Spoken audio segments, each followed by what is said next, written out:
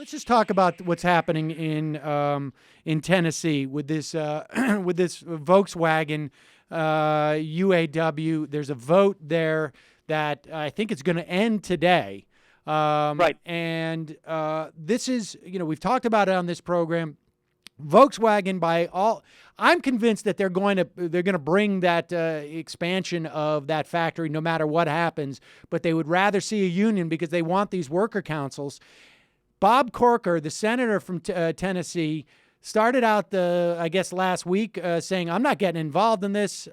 He's never been, too much, I guess, associated with being anti-union. But all of a sudden, the next day, he turned around and it was as if the Republicans in Tennessee said, no, you got to get into this fight. I don't see how this is legal. How does the National Labor Relations Board not say, hey, what are you doing? Well, first of all, we still only have half a National Labor Relations Board, right? I mean, unless I lost track, it's not fully staffed yet. But this started in the Tennessee legislature, where they threatened Volkswagen with revoking all their tax breaks if they allowed this thing to happen. This to me is completely bizarre, because it's the UAW. Volkswagen's on board with this. This is what I don't understand. Volkswagen wants this.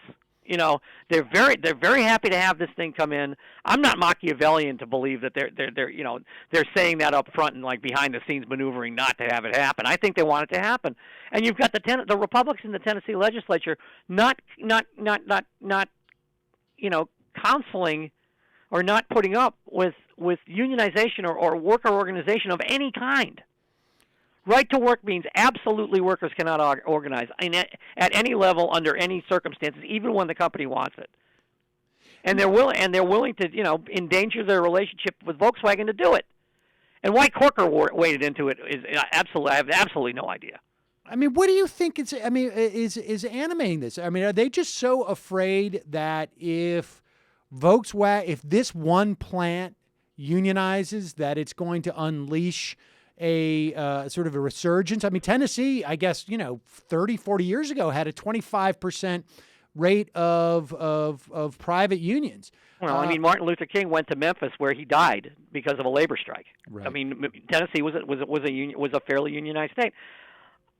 I think they look at these workers' councils as kind of a backdoor, and they've worked to demolish the political and social power of unions for 50 years, and now all of a sudden you've got a company, worse, a European company, bringing these European ideas of these workers' councils in, and I think, that's something that makes them nervous. Because the one thing that scares them to death is a revival of organized labor in this country. Right.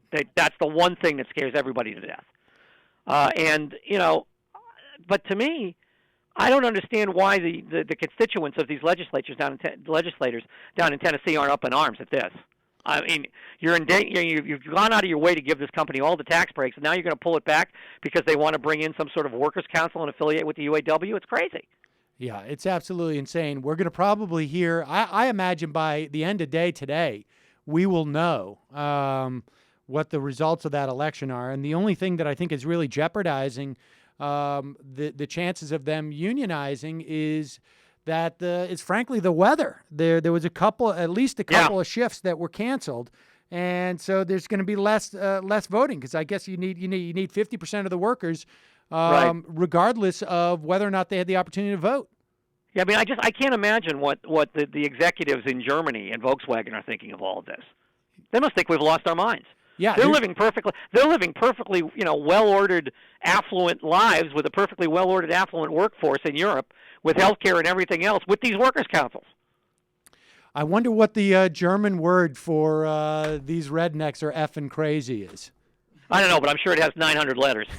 All right. Charlie Pierce, thank you so much for joining us today. Thanks, Sam. I really appreciate it.